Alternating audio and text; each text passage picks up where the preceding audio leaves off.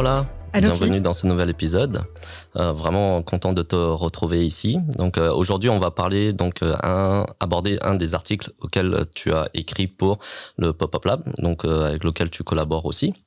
Et justement, ce nouvel article qui est pourquoi dire non. Mais avant toute chose, j'aimerais bien que tu te présentes en fait de la façon dont tu voudrais, si tu veux bien. Ça marche. Alors moi c'est Paola, j'exerce aujourd'hui comme psychologue en cabinet privé en ligne et je reçois principalement des femmes adultes, mais je me suis spécialisée en enfance, d'où certains articles qui parlent autour des enfants. Ce que je souhaite là avec cet échange avec toi, c'est peut-être transmettre une vision différente de la psychologie classique, qui n'est pas une vision meilleure qu'une autre, mais juste une version différente pour faire réfléchir les personnes qui nous écoutent différemment. Super, c'est ce qu'on ressent, je pense, à travers en tout cas la rédaction et l'ouverture aussi. On sent qu'il n'y a pas vraiment de conclusion, mais vraiment une proposition en tout cas à Exact. Réfléchir et avec aussi des ressources, je pense, à aider les gens à être curieux et aussi à en découvrir un peu plus sur le sujet. Donc on va rentrer directement dans le sujet de cet épisode-ci. Donc ici, là, je pense que c'est un sujet qui nous concerne tous, à tous les âges, je pense, et aussi à tout milieu, professionnel comme personnel et familial, qui est finalement comment savoir dire non, ou en tout cas pourquoi il est important de dire non. Qu'est-ce que tu aurais à dire là-dessus? Pourquoi c'est important de dire non? Absolument, ouais. Première chose qui me vient pourquoi c'est important de savoir dire non. Quand on s'habitue à dire oui la plupart du temps dans nos vies, on s'expose à tout. Et dans le tout, il y a tout et n'importe quoi. Donc on s'expose sans limite, sans frontières. Je vais reprendre. Aucun problème. Mais justement, qu'est-ce que tu dis dans sans frontières, le tout, justement, est-ce qu'il y a, j'entends quelque chose comme si on était forcé? Est-ce qu'il y a comme une certaine injonction de la société qui nous pousse à plus dire oui que non? Oui, la société aujourd'hui nous amène à être dans une certaine dichotomie quand on parle de différentes choses de la vie, dans le oui, dans le non, et à se positionner, à choisir comme un clan. Et on entend souvent dire non, c'est pas bien, dire non, c'est pas gentil, dire non, c'est pas généreux, dire non, ça manque d'ouverture.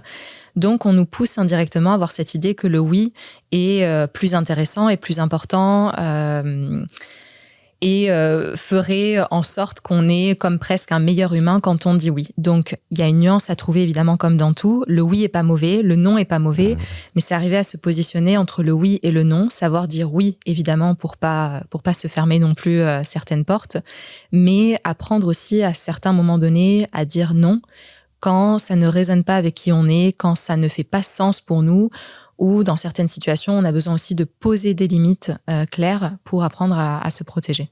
Et selon toi, d'où vient un peu cette difficulté, en tout cas si on parle de difficulté, ou à dire non Alors, si on explore un peu la difficulté à dire non, j'estime qu'il faut qu'on remonte un peu à l'enfance, là où on reçoit l'éducation, on construit notre vision du monde, notre vision de soi-même et notre vision des autres. Et c'est de savoir un peu quelle relation est-ce qu'on a construite avec le non quand on était enfant, avec les figures d'attachement premières qui en général sont les parents, mais ça peut être aussi quelqu'un d'autre. Qu'est-ce qui se passait quand, enfant, on disait non? Est-ce qu'on avait en face de nous quelqu'un qui accueillait ce non avec curiosité, avec ouverture, avec bienveillance? Ou est-ce qu'on avait peut-être un visage de ces figures-là ou de ces parents plus fermés, peut-être des sourcils froncés, ou de dire non, tu ne peux pas dire non, c'est pas correct? Quelle est l'image, quelle a été la mémoire émotionnelle qu'on a construite quand on s'est retrouvé à dire non, et quel est ce visage-là qu'on a eu en face? En fonction de ça, notre mémoire émotionnelle va voyager avec le temps, et à l'adolescence ou à l'âge adulte, notre cerveau va réagir en fonction de ce qu'il a appris quand il était plus jeune, donc enfant, par rapport à ce non. Et je rebondis sur ce que tu dis quand tu parles de mémoire émotionnelle, c'est ça? Oui. À partir de quel âge est-ce que ça vient s'ancrer? Parce que, je veux dire, tu sais, on se dit souvent, c'est quoi tes premiers souvenirs quand t'es enfant, mais est-ce que cette mémoire-là, ces sensations-là, restent imprégnées à peu près à partir de quel âge et combien de temps ça dure aussi? Alors, tu vas apprendre avec moi, j'aime pas trop situer les choses dans un âge particulier. Je pense que la mémoire émotionnelle peut arriver très, très, très, très jeune, dans les premiers jours d'une vie. C'est comment ce cerveau-là réagit à des expériences de vie. Même un accouchement peut être traumatique, hein, autant pour la mère, autant pour le bébé. Donc, il n'y a pas d'âge spécifique, mais c'est simplement comment est-ce que le cerveau réagit à ce moment-là par rapport à une expérience qui peut être difficile, qui peut être émotionnellement intense. Et il va y avoir une certaine marque, cicatrice qui va se créer, parfois complètement implicite, parce qu'à un moment donné, au tout début de notre vie, on ne parle pas, donc il n'y a pas les mots pour mettre du sens. Mais malgré tout, notre cerveau comprend, reçoit, s'imprime de quelque chose de l'ordre de l'émotion qu'il aura de la difficulté à placer des mots dans l'après et même à expliquer. J'imagine même dans le non-verbal aussi. Même dans le comment non-verbal. Est-ce que le parent, enfin les parents, comme tu disais tout à l'heure, vont froncer les sourcils ou la réaction aussi corporelle aussi, tout ça. Donc tous ces signaux, on va dire, donc s'imprègnent en fait. J'imagine qu'il doit y avoir une certaine forte émotion pour que ça vienne s'ancrer exactement. Il faut qu'il y ait une forte émotion, alors positive ou négative, mais c'est sûr qu'on est davantage sensible aux émotions négatives pour se protéger. On a un cerveau qui est toujours dans cet instinct-là aussi de survie, donc les émotions positives sont très agréables, on s'en souvient, mais on les oublie plus facilement. Une émotion négative va laisser une trace plus importante dans la vie d'une personne, et c'est le cas notamment d'un événement traumatique. Cette trace-là va être beaucoup plus forte. Et comment ça évolue dans le temps? Parce qu'on a plusieurs phases un peu de nos vies. Il y a l'enfance, la préadolescence, l'adolescence, jeune adulte et tout. Ces difficultés-là, si on les vit vraiment très jeunes, comment ça évolue dans le temps?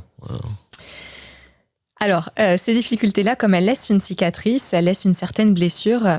Si on n'apprend pas à identifier d'où l'origine de cette blessure, on peut se retrouver, adolescence, âge adulte, à avoir à traîner cette blessure-là et avoir un impact dans notre quotidien sans comprendre véritablement le pourquoi.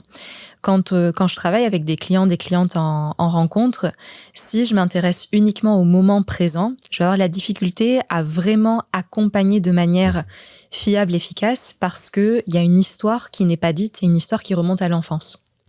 Donc, ces blessures-là, malheureusement, elles reviennent à l'adolescence, parce que là, notre pensée est beaucoup plus abstraite, elle est beaucoup plus complexe. On commence à percevoir que des choses du quotidien, quand on se compare avec d'autres personnes, il y aura peut-être un article aussi sur la comparaison, on les vit pas de la même façon, elles sont plus difficiles pour nous, on se remet en question et on se dit mais pourquoi? Qu'est-ce qui se passe qu'en ce moment-là présent, j'ai de la difficulté à faire quelque chose? Pourtant, cette difficulté à faire quelque chose souvent remonte à un moment hors contexte, hors présent, qu'il faut aller explorer pour se libérer de troubles éventuels en psychologie. Donc, si on ne prend pas conscience de ces blessures, si on ne les comprend pas et qu'on commence à les juger, on se retrouve à développer parfois des troubles psychologiques, donc de l'anxiété, parfois de l'irritation, de la colère, des réactions qu'on a vis-à-vis desquelles on n'est pas à l'aise, mais pourtant qui sont comme des réflexes qui apparaissent pour se protéger, pour éviter une situation similaire. Donc là, on a exploré, en tout cas abordé un peu le pourquoi il est important de dire non, mais après, ce qu'on voudrait peut-être savoir, c'est comment finalement dire non, parce que si c'est tellement ancré en nous, il y a... En tout cas, j'observe qu'il y a comme une espèce de partie d'identité aussi. Ça fera aussi un autre sujet aussi. On pense que ça fait partie de nous, en fait, finalement, comme de dire non, de cette générosité à tout le temps être disponible pour les autres. Puis, c'est ça. Donc, selon toi, quel outil nous permettrait de pouvoir dire non plus facilement. De dire non plus facilement. Alors, il y a plusieurs choses que tu abordes, Fille. Dans un premier temps, quand on associe le non à une identité, là, ça va devenir d'autant plus difficile à le changer, puisqu'une identité, c'est quelque chose de stable. Il faut qu'on parvienne, dans un premier temps, à voir que dire non, c'est une capacité. Donc, quelque chose sur quoi on a du contrôle et qui n'est pas tant qui on est, mais une capacité qu'on peut développer, qu'on peut exploiter pour apprendre. Comment, maintenant, est-ce qu'on apprend à dire non, on va dire... plus facilement, parce que tout le monde est capable de dire non, mais parfois avec une émotion qui est tellement envahissante qu'on se retrouve à pas le dire, malgré le fait d'avoir le potentiel de pouvoir le dire. Donc, ça va être faire ce travail-là pour avoir la capacité de le dire, mais en se sentant en confiance et suffisamment à l'aise. Pour apprendre à dire non, ce que je présente en rencontre, j'aime bien l'image de l'iceberg. Il y a ce qu'on voit et ce qu'on ne voit pas. Cette capacité de dire non, c'est ce qu'on voit. Il faut qu'on aille à l'origine de la difficulté. Donc, pour quelle raison une partie de moi a envie de dire non et je n'y parviens pas? C'est en partie par rapport à qu'est-ce qu'on se dit, le discours qu'on a en lien avec soi, le dialogue interne, l'histoire qu'on se raconte lorsqu'on dit non. Si par exemple, un ami me propose me dit Paola, est-ce que ça te tente de venir à une soirée aujourd'hui? Ça me ferait super plaisir que tu viennes, on va passer un bon moment. Mais moi, je me dis, mais moi, intérieurement, j'ai pas envie de venir parce que je me sens fatiguée de la semaine, parce que j'ai des choses sur lesquelles je veux avancer. On l'a tous vécu, ça. Exactement. Mais je ressens directement le besoin et l'envie de cette personne et l'enthousiasme. Et je sens presque le conflit qui s'en vient entre un besoin différent en face et mon propre besoin, ma propre envie. Et là, j'ai envie de dire non, mais j'ai pas envie de dire non parce que je pense que je vais blesser. Par peur de décevoir l'autre personne. Exact, ou que l'autre personne va se sentir, va être déçue. Peut-être que je peux aller jusqu'à me dire si je dis non, je ne serai plus son amie. Si je dis non, cette personne plus jamais me proposera une sortie dans l'après. Donc, ça va être de faire pause. Alors, peut-être pas à ce moment-là, parce que l'émotion va être importante, mais dans l'après. Faire pause pour voir quelle est l'histoire que je me raconte à un moment donné où j'ai envie de dire non, mais je ne dis pas non. Et remarquer, est-ce que cette histoire-là, elle est réaliste, elle est réelle, ou est-ce qu'elle est un petit peu biaisée, exagérée? Si elle est biaisée, on va pouvoir essayer de changer. C'est pas parce que je dis non à un ami que je ne suis plus l'ami de cette personne. Mais comment on sait si on est biaisé ou pas? C'est ça le truc. Alors, oui. Là, c'est des questions plus complexes. En psychologie, là, je rentre un peu dans les détails. Pour savoir si une pensée est biaisée ou pas, il faut qu'on aille la questionner, la remettre en question. Est-ce que vraiment j'ai 95% de chance pour que cette histoire que je me raconte soit vraie? Est-ce que vraiment, si je dis non à cet ami, je suis sûre à 95% que je ne serai plus l'ami dans les prochains jours? Si la réponse est non, il y a des chances pour que ma pensée soit un petit peu biaisée, poussée à l'extrême, ou dans une pensée dichotomique, tout ou rien. Je suis son ami, je suis pas son ami. Donc, peut-être que ça va le décevoir un petit peu, peut-être parce qu'il avait très envie aussi que je sois présente, mais d'arriver à trouver une nuance entre le drame, la catastrophe et le simple fait que oui, il y avait une envie différente, il y a peut-être une petite déception, mais c'est pas ça qui va faire que notre relation d'amitié va être impactée. Est-ce qu'il n'y a pas un effet miroir aussi de création d'attente aussi? C'est que si moi je propose moi en fait quelque chose à mon ami ou je m'attends aussi à ce que cette personne aussi réponde oui en fait. Et donc à l'inverse, quand moi je dis non, je me confronte un peu à ce scénario-là. Alors là, tu parles d'une autre notion fondamentale pour moi en psychologie, c'est toutes ces attentes-là qu'on a vis-à-vis des autres. Plus on a d'attentes, plus on risque d'être déçu. Et je pense que plutôt que d'avoir d'attentes, on pourrait avoir des souhaits. J'aimerais ça que mon avis soit disponible. Mais je m'attends pas à ce qu'il soit disponible. Quand je pose une question, on devrait tous et toutes être à mesure et à disposition d'accueillir le oui comme le non. Et trop souvent, notre émotion d'enthousiasme est déjà, je suis sûre que cette personne va accepter, je suis sûre que elle va souhaiter venir à ma soirée. Et donc, tout de suite, on a déjà comme préparé cette attente qui fait qu'on est beaucoup moins disponible et beaucoup moins à même de recevoir le non ou de recevoir un refus. Finalement, en fait, tu invites un peu à cette petite nuance entre je voudrais et je souhaite. C'est vrai que quand je souhaite, il y a aussi cette... comment dire ça? Comme une ouverture à accueillir quelque chose qui ne serait pas possible par rapport à ce que je souhaite. Comme un souhait et qu'il est comme tout peut arriver et la personne en fait en face est libre en fait de faire en fait selon son envie aussi. Exactement, peut-être entre j'attends et je souhaite, parce que j'attends, je suis déjà en train d'attendre quelque chose et je vois juste une vision très spécifique, et je souhaite il y a une ouverture beaucoup plus grande à accueillir quelque chose de différent par rapport à ce que j'ai. C'est vrai qu'en fait, en y repensant, quand on souhaite en fait des vœux à quelqu'un, il n'y a pas d'attente. Dans le souhait, je te souhaite une bonne santé et tout, mais je ne m'attends pas à ce que tu aies une bonne santé. Je serais bien déçue sinon. Je te souhaite de réussir, mais je ne m'attends pas à ce que tu réussisses. Sinon, si tu ne réussis pas, ça m'impacte. Ça m'impacte à quelque part. Vraiment très intéressant. Et puis, je me permets de rebondir encore une fois sur une notion as abordé sur justement être biaisé, mais qu'est-ce qui arrive dans le cas, mettons, d'une personne stressée ou anxieuse? Parce que, tu sais, on se projette, en fait, tu l'as dit tout à l'heure, on se crée un scénario tellement fort qu'on y croit quasiment. Alors là aussi, on pourra s'en parler peut-être dans un prochain article. Quand on se crée un scénario vis-à-vis duquel on croit, quand on ressent de l'anxiété, quand on ressent de l'anxiété, pareil, c'est la partie visible de l'iceberg, mais on ressent de l'anxiété parce qu'on a des pensées anxiogènes qui se présentent. Donc l'histoire qu'on se raconte devient menaçante. Pour ça, il faut aussi qu'on aille explorer comment est-ce qu'on est en train de se parler et quelle est la relation qu'on entretient avec certaines émotions désagréables. Comme par exemple, est-ce qu'on est confortable avec le fait que quelqu'un soit déçu en face de nous? Si on n'est pas à l'aise avec ça, le risque, c'est qu'on se sente menacé et qu'on fasse tout notre possible pour éviter de voir la déception chez l'autre. Donc, je fais tout mon possible. Si je dis oui, j'évite radicalement la déception. Donc oui, je serai là à ta soirée. Après, le problème, c'est qu'on se retrouve, j'ai évité la déception chez l'autre, mais je me retrouve avec ma propre colère, un inconfort, exact. À me dire, je dis oui, mais je suis fatiguée, je peux pas avancer sur les choses personnelles que j'avais prévues. Parfois, il y a même du regret. Parfois, on dit comme, oui, je dis oui pour faire plaisir, mais puis finalement, c'est pas exactement à quoi je m'attendais. Et puis après, on le regrette limite, en fait. Pourquoi je dis oui? Exact. Moi, je me dis, on a le choix des fois entre se punir ici, tout de suite et maintenant. Est-ce que je me punis maintenant en disant, non, je ne viendrai pas. Et donc, je côtoie une émotion peut-être désagréable pour moi dans un premier temps, mais ça aussi, ça se travaille. Mais je me récompense à long terme parce que je me retrouve à avoir ma soirée pour moi comme je le souhaitais.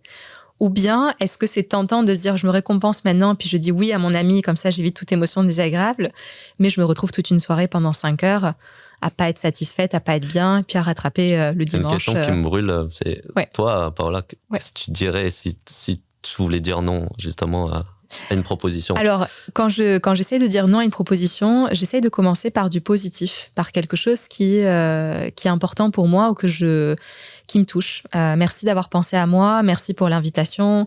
Parfois même, je valide l'émotion de l'autre. Si je vois qu'il y a vraiment un enthousiasme ou je vois que ça te ferait vraiment plaisir que je vienne aujourd'hui. Et ensuite, je parle de moi. Donc, je commence par l'autre. Et ensuite, je reviens sur mon émotion pour voir que les deux émotions sont légitimes. La mienne n'est pas plus importante. Mais, et donc, par exemple, je pourrais dire, écoute, cette fin de semaine, je tiens vraiment à travailler sur un projet personnel. Donc, ça ne m'arrange pas de venir à cette soirée. Et, troisième chose, je peux proposer une ouverture pour dire, la semaine prochaine, en revanche, est-ce que ça te dirait qu'on prenne un temps ensemble? Est-ce que ça te dirait qu'on aille souper ensemble? Donc, j'accueille l'émotion de l'autre ou quelque chose de positif, je reviens sur la mienne pour comprendre qu'il y a un conflit et je trouve parfois un compromis pour dire est-ce que ça te dirait qu'on réponde à cette envie qui est la tienne à un autre moment donné? Finalement, en fait, il y a toujours une troisième proposition.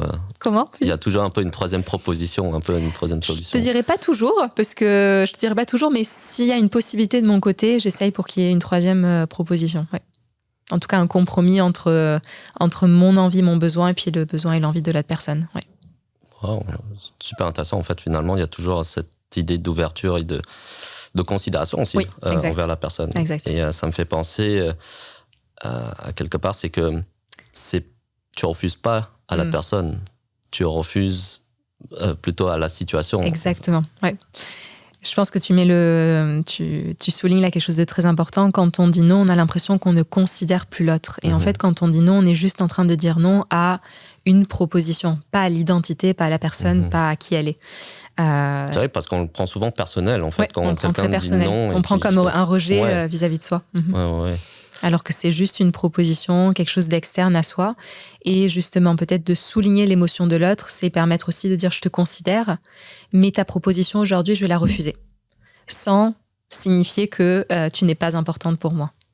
Même à quelque part, le vocabulaire qu'on utilise vis-à-vis de nous-mêmes, en fait, oriente un peu une certaine pensée et conditionne une certaine action. Oui. Parce que si on dit comme c'est un refus, c'est quelque chose de mauvais. C'est très fort. Exact. C'est comme, il me refuse la personne et tout, donc je ne vaux pas la peine pour cette personne ou vice-versa.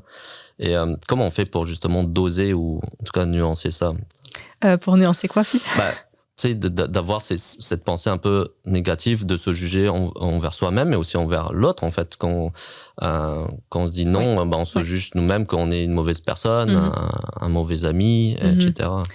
Ce qui peut beaucoup aider, c'est de changer les rôles, c'est de se mettre un instant à la place d'un ami qui vivrait la même situation que nous. Par exemple, un ami où on sait que cette personne-là a un projet personnel à faire la fin de semaine, qu'il a vraiment besoin de temps pour travailler, qu'il nous considère, il nous apprécie, on est quelqu'un d'important pour lui, mais vraiment, cette fin de semaine, il a quelque chose de plus important à faire à ce moment-là.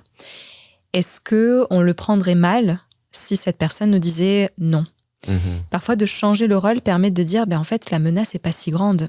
Et au contraire, de réaliser, j'apprécierais même que mon ami soit sincère envers moi, plutôt que m'inventer une histoire, plutôt que faire semblant, qu'il a au final la confiance suffisante pour me dire « Écoute Paola, je me sens comme ça aujourd'hui et donc je préfère avancer sur mes projets et pas venir te voir, même si je comprends que c'est important pour toi. » Moi, c'est la réaction que j'ai.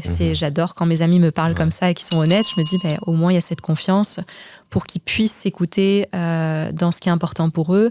Et en même temps, je sais aussi que j'ai la confiance pour leur dire, quand c'est mon cas, je ne viendrai pas pour telle et telle raison sans qu'il y ait une menace de relation en jeu. Parce qu'à quelque part, c'est ce que je comprends. Tu autorises aussi à l'autre personne exact, c'est une autorisation. De s'écouter aussi. Le fait que je m'autorise moi à prendre ce temps pour moi, j'envoie un message un peu implicite à l'autre personne disant comme de permission, toi aussi, exactement, de permission. Je t'invite toi aussi justement à, si moi je te propose quelque chose, de t'écouter toi et donc finalement ça crée un rapport. Donc ça peut être peut-être une première étape, c'est de donner cette permission à l'autre, et plus on donne la permission à l'autre, plus on peut aussi s'autoriser à avoir cette permission de dire ok, maintenant moi j'ai besoin de ça, donc voilà ce que je souhaite faire. Super.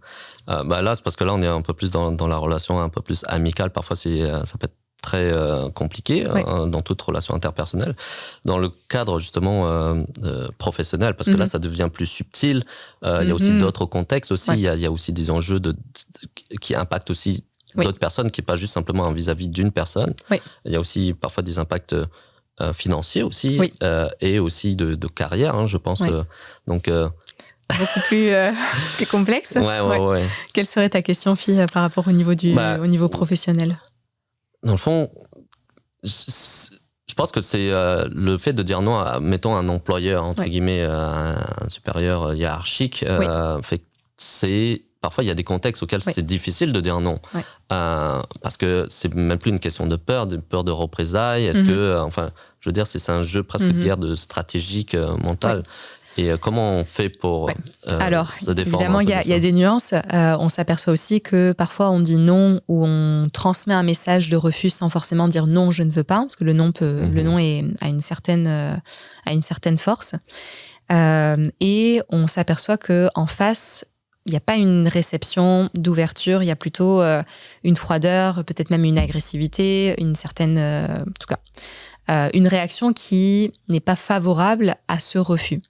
Donc, au niveau professionnel, moi, je dis aussi d'apprendre à évaluer, d'apprendre à observer. On sait parfois avec qui on peut dire non et avec qui ça risque d'être un peu plus délicat.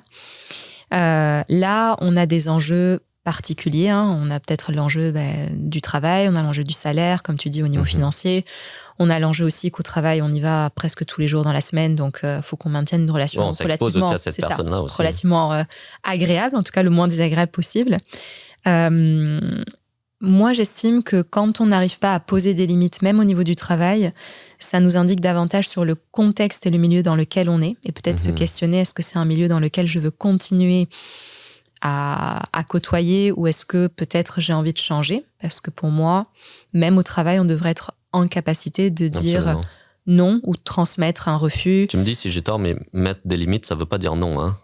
Pas forcément dire non. Pas forcément, exactement. Pas forcément dire non. Non, c'est deux choses différentes. Mais mettre des limites, ça veut indirectement peut-être dire non à quelque chose. Indirectement. Mais c'est moins... y a une confrontation qui est moins directe que le non en tant que tel.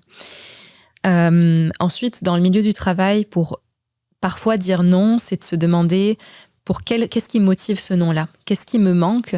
Ou pour quelle raison est-ce que je suis en train de refuser quelque chose? Donc, transmettre le message caché derrière le non, de manière plus subtile, moins confrontante, pour essayer d'ouvrir une discussion constructive avec l'employeur en question ou avec un collègue de travail. Et donc là, je rajoute des petits détails, mais trouver également un objectif commun pour essayer d'être dans une relation plutôt de collaboration que de confrontation. Ça peut aider au moment de placer des limites en milieu professionnel. Super. Et je reviens un peu souvent à cette... j'essaye de penser à des personnes qui auraient de la difficulté. Par quoi est-ce qu'on commence avant de dire non? Est-ce que, on se dit, j'arrive pas à dire non, c'est pas naturel. Qu'est-ce que tu conseillerais par où commencer? Alors, première étape par où commencer, donc je reprends ma fameuse image d'iceberg. Tout ce qu'on souhaite changer dans notre vie, en général, c'est le visible. Donc, point de visible de l'iceberg, je veux apprendre à dire non plus en confiance. Pour avoir ce résultat, on a le fameux réflexe de se focaliser sur le résultat. Qu'est-ce que je fais, comment, de quelle façon? Alors qu'il faut vraiment aller à la source et passer d'un jugement qui apparaît lorsqu'on ne comprend pas pourquoi est-ce que je ne suis pas capable de dire non, à une compréhension. Donc à accueillir sans aucun jugement pourquoi est-ce qu'à certains moments donnés de ma vie, je me sens pas bien de dire non, j'ai de la difficulté à dire non alors que je veux vraiment dire non dans ce contexte-là, mais pourtant, je me retrouve à faire toujours la même chose, je dis oui. Souvent, on se retrouve à se dire, mais encore une fois, j'ai dit oui alors que j'avais envie de dire non. Donc, comme je disais tantôt, à ce moment-là, on veut revenir dans l'après, pas sur le moment présent, l'émotion risque d'être un peu trop intense, à savoir, qu'est-ce qu'on s'est dit à cet instant-là présent? Quand ma tante m'a proposé une activité, j'avais vraiment pas envie d'y aller, mais oui, pourquoi pas, on pourra faire ça cet après-midi. Qu'est-ce que je me suis dit à ce moment-là? Si je dis non, elle va s'énerver. Si je dis non, elle me proposera plus cette activité, alors c'est une activité que j'aime. D'aller chercher ce dialogue intérieur qu'on a, qui est subconscient, mais qui est toujours présent, et qui alimente les émotions désagréables qui nous bloquent au moment de dire non. Donc, concrètement, ce que les personnes pourraient faire, ça serait d'écrire sur une feuille. C'est ce que j'allais dire, parce que si on est dans notre tête... si on est dans notre tête, ça risque de tourner un peu dans tous les sens. Donc, juste extérioriser à l'écrit, voir quelles sont les pensées ou les mots que je me dis à ce moment-là. Peut-être t'es méchante si tu dis non aussi. C'est pas sympa de dire non. Quel égoïste si tu dis non. On peut avoir des mots assez durs vis-à-vis de soi-même. Et comme tu disais tantôt, Fille, qui touchent notre identité, alors que c'est simplement là un refus d'une proposition, et ça ne signifie pas qu'on est une mauvaise personne ou qu'on manque de valeur. Arriver à faire la liste, l'analyser et voir est-ce que c'est quelque chose qui est vraiment réaliste. Est-ce qu'on dirait la même chose à un ami dans la même situation? Et franchement, t'es égoïste parce que t'as dit non à ta tante. Tu devrais avoir honte. C'est assez démesuré, en fait, finalement. Exactement, peut-être. Mais... Donc, analyser cette histoire-là qu'on se raconte, qui est cachée, et voir est-ce qu'on pourrait se raconter une histoire différente pour nous aider, pour nous mettre davantage en confiance au moment de dire non à une personne. En fait, de passer d'être notre ennemi à être une personne ressource qui soutient, qui dit « Hey, là, tu as une envie importante, tu peux l'écouter et ta tante est capable d'accepter un refus par rapport à sa proposition. » Ok, donc si je résume un peu tout ça, parce qu'il y a beaucoup de choses. Donc, un des outils, ce que je comprends, c'est que déjà, c'est prendre une petite pause, de se scanner un peu, de se dire que tiens, je ressens une petite émotion un peu inconfortable, de l'écrire, en fait. Je pense que c'est juste simplement des mots bruts, simples, tout ce qui nous passe par la tête. Exact. Je suis mauvais, je suis méchante, etc. Donc, juste les poser.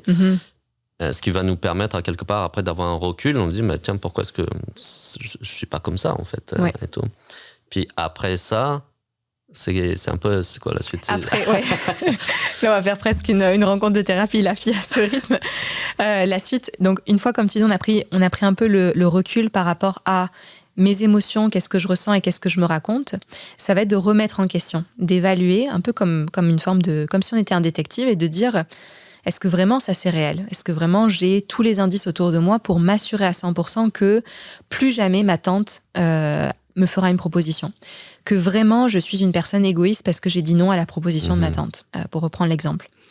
Donc, questionner les pensées et voir est-ce qu'on pourrait avoir un discours différent plus aidant dans la situation pour nous aider à dire non sans autant d'émotions négatives. C'est bon. J'imagine que ça prend énormément de travail, mais surtout de pratique, hein, parce qu'on a beau lire des tonnes et des tonnes d'articles, de recherches, etc. Finalement, dans tout, presque, il faut simplement... C'est un entraînement. Moi, je dis que le cerveau est un muscle, comme nos autres muscles. Plus on s'entraîne, plus le muscle se développe, plus il devient performant. Là, on se retrouve à essayer de changer des réflexes non aidants, comme la difficulté à dire non, par de nouveaux automatismes conscients. Un réflexe, c'est quelque chose qui va se présenter tout de suite, rapidement. Et là, oui, là, si on se dit ce réflexe-là que j'ai de dire oui constamment m'impacte, ne me bénéficie pas en tant que personne, on peut commencer à développer un automatisme conscient, justement en faisant ce travail de pause, même dans l'après, de ne pas s'attendre à le faire au moment même où on a la menace en face, ça va être trop difficile. Mais plus on s'entraîne, plus on remet en question les pensées, notre discours interne, plus on va avoir une chance pour être en capacité de changer, de passer de ce réflexe non aidant à une attitude consciente, aidante, qui nous amène au final au résultat, à la pointe visible de l'iceberg, être capable de dire non. Donc la pointe visible de l'iceberg, c'est notre capacité. Ce que je comprends, Alors non, nos capacités, pour moi, c'est la partie... Alors après, encore une fois, c'est une vision personnelle. On pourrait poser la question à une autre psychologue qui dirait différemment. Pour moi, les capacités, on les développe, c'est vraiment la partie qu'on ne voit pas. Okay. Elles sont invisibles, mais on peut les évaluer indirectement par rapport aux comportements visibles qu'on a, qu'on met en place dans nos vies.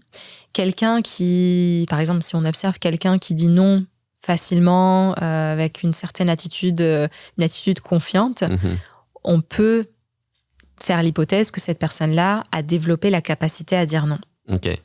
Donc dans cette partie invisible, c'est quoi ces capacités? Genre confiance, estime de soi? Oui, ça pourrait être affirmation. Ça. Affirmation, flexibilité mentale, régulation émotionnelle. Dire non, il peut y avoir plein de choses qu'on décide de développer.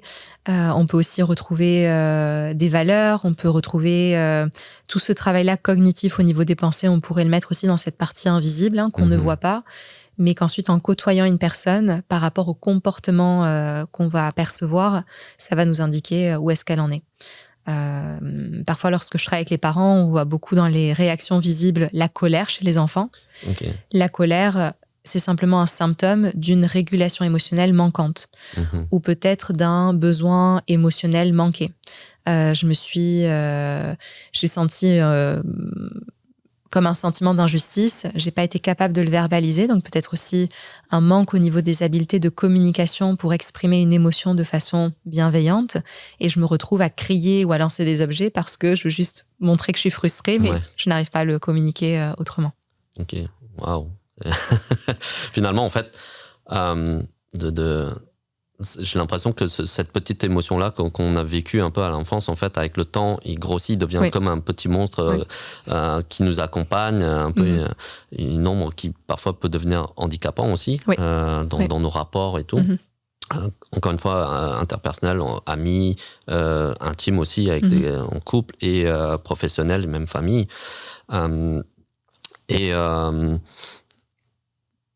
Ça devient assez, après, anxiogène, j'imagine, aussi dans des rares, en tout cas extrêmes.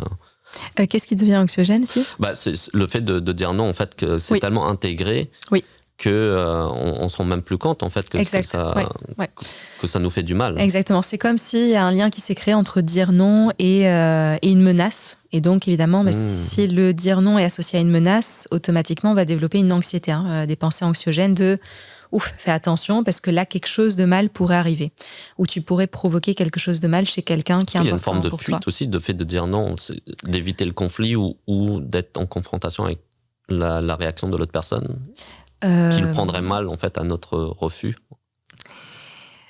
Est-ce que tu peux répéter la question ? Est-ce qu'il y a comme une forme de fuite, à quelque part, d'évitement ? Oui, d'évitement. Parce que je dis oui, parce que ça m'évite d'être en confrontation avec la personne, d'avoir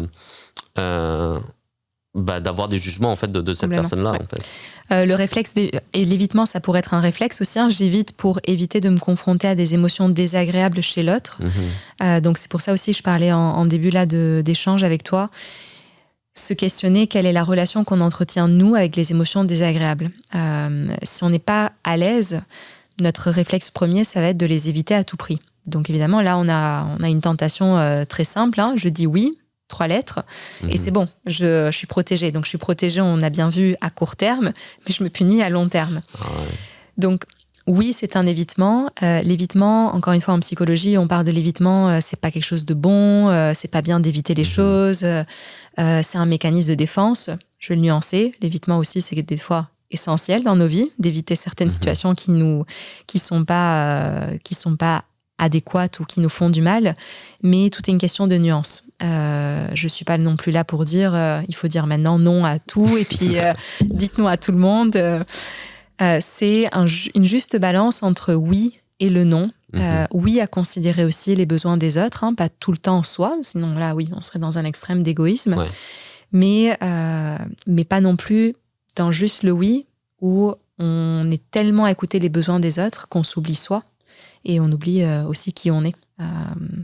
Qui pourrait être vraiment un autre article très profond. Qui pourrait être un autre article aussi, oui.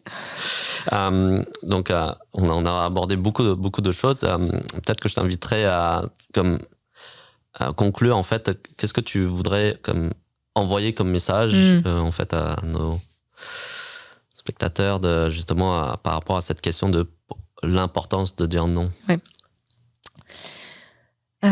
C'est une grande question que tu me poses.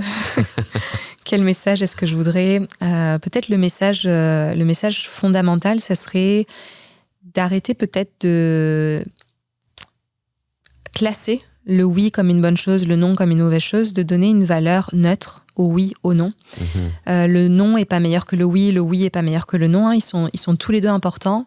Et j'estime que pour avoir un certain équilibre de vie, on doit conserver un équilibre dans les différentes choses qui nous entourent. Donc, pareil avec le oui, l'idée n'est pas d'être dans l'extrême du oui, dire oui tout le temps, ou de ne jamais dire oui. Trouver cet équilibre. Je dis l'équilibre, c'est quand même un mouvement, c'est pas quelque chose de fixe. Un équilibre entre mon ouverture avec le oui et ma fermeture avec le non dans mon quotidien. Et le message, ça serait d'inviter les personnes à, lorsqu'elles ressentent que c'est difficile à dire non, de s'autoriser, de se donner la permission à essayer de comprendre pourquoi c'est difficile. De pas se ranger dans le jugement de qu'est-ce qui arrive avec moi, pourquoi moi je suis pas capable, j'ai jamais été capable. Donc c'est ces étiquettes qu'on se place, qui sont très dures. J'estime qu'on est notre pire ennemi dans la vie, à moins qu'on décide de travailler dessus pour devenir la meilleure personne ressource. Mais d'accueillir sans jugement d'où ça vient, pour quelles raisons, qu'est-ce qui est difficile, arriver à comprendre pour ensuite pouvoir agir dessus. Et c'est uniquement une fois j'ai compris d'où vient la difficulté que j'arrive à questionner, à retravailler, à changer la relation que j'ai avec le non, l'histoire que je me raconte avec le non, et que un jour spontanément je me rende compte que waouh, je me suis retrouvée à dire non à une amie sans même m'en apercevoir et que tout s'est bien passé. Donc voilà, c'est une invitation éventuelle à avoir plus de bienveillance au moment où on a de la difficulté à dire non. Puis juste une petite question bonus, si tu me le permets. Est-ce que tu as déjà été confronté justement à une forte réaction, justement, que tu as dit non à quelqu'un et que tu as vraiment eu une forte réaction? Oui. Et comment est-ce que tu as ressenti ça? Comment est-ce que tu l'as perçu? Alors, je travaille comme psychologue, donc je pense que je suis pas très objective. Quand je vois une forte réaction chez quelqu'un, là pareil, je me dis ça c'est la réaction visible, mais il y a quelque chose qui n'est pas dit. Quand je vois une forte réaction, je me dis que cette personne-là, c'est pas qu'elle accepte pas mon non, c'est que ça lui renvoie peut-être un sentiment de rejet tellement grand qui fait que pour elle, elle n'arrive pas à le recevoir à ce moment. Donc, je le prends pas personnel. Je me dis pas elle m'en veut ou il y a quelque chose contre moi. Je me dis davantage, je suis en train de toucher à une blessure personnelle qui doit sûrement remonter à l'enfance, ou en tout cas à un autre moment donné, qui n'a rien à voir avec moi. Mais à ce moment-là, cette personne vit un rejet qui lui fait du mal et elle n'a pas les moyens, elle n'a pas développé les capacités, malheureusement, à accepter ça. Elle s'est peut-être pas non plus donné la permission, elle aussi, à dire non. Donc le non est devenu comme un ennemi. Alors oui, certes, c'est désagréable d'avoir une réaction comme ça en face de soi. C'est pas quelque chose qui est je me sens bien. mais d'essayer de voir au-delà aussi de la réaction, de voir qu'on touche quelque chose de sensible et qui est plus fort que la personne. C'est pas volontaire, c'est pas une réaction qui est voulue, mais ça nous envoie aussi une information de peut-être faire davantage attention sur comment communiquer un refus, ou comment l'accueillir aussi. Comment l'accueillir aussi. Comment le dire et comment Exactement, Parce comment que l'accueillir. toi, tu as été outillé maintenant, je veux dire, comme un psychologue, mais quand quelqu'un te dit non, et enfin qu'il y a une forte réaction, tu sais comment gérer un peu, comment toi tu te gères et gérer l'autre personne. J'ai l'impression que c'est vraiment un dialogue entre les deux. C'est un dialogue, oui. Que les deux soient vraiment outillés en fait, pour pouvoir accueillir. Alors, c'est intéressant ce que tu dis aussi, les deux ou au moins une personne soit bien outillée. Parce que si l'une des personnes est bien outillée, c'est suffisant pour apaiser une tension. Si par exemple, dans ce cas-là, j'estime être outillée, on pourrait aussi trouver des situations où je ne suis pas outillée, parce que le psychologue n'est pas outillé non plus dans toutes les situations de la vie. Mais si j'estime être outillée, je pourrais revenir sur l'émotion de la personne, dire « Oh, je vois vraiment que ça t'amène à une grande déception que je ne vienne pas à cet événement-là. Je comprends que c'est un événement qui est très important pour toi. » Puis ça me fait penser, ça m'est arrivé il n'y a pas si longtemps que ça.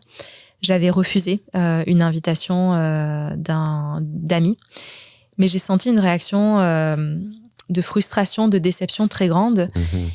Et j'ai posé une question, j'ai dit « J'ai l'impression que pour vous, c'est vraiment important que je sois présente. » Et la réponse a été oui. Et en sachant que c'était si important pour eux, je me suis dit, moi, c'est important d'être présent pour ces amis-là à ce moment-là spécifique, parce que ça a une valeur qui est très importante, que je ne partageais pas. Mais quand quelque chose est très important pour mes amis, j'aime bien aussi montrer une disponibilité, une ouverture, autre que peut-être juste penser à ce que j'avais envie de faire. Je comprends qu'il y a cette subtilité qui est de demander à la personne, en fait, son degré d'importance en fait aussi, parce que on peut pas le deviner. En fait, ça peut être une proposition banale. Tiens, Paola, est-ce que tu veux venir ce soir? Mais pour moi, c'est peut-être super important. Mais toi, tu le sais pas. Toi, tu le dis comme voilà, c'est une soirée. Donc là aussi, faire preuve de flexibilité, c'est-à-dire que je veux pas non plus qu'on se dise non, il faut vraiment que je m'en tienne à dire non, je ne viendrai pas, non, je ne viendrai pas. C'est prendre le contexte.